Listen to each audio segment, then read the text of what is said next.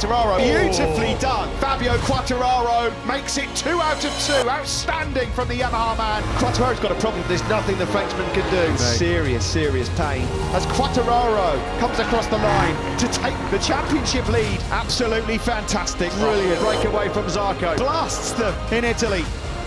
He's taking his chest protector out.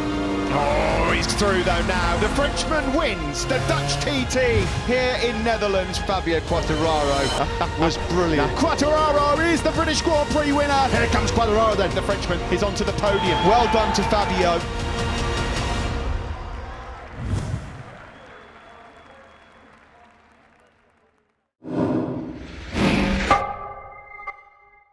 Hey YouTube, if you like that video, like and subscribe.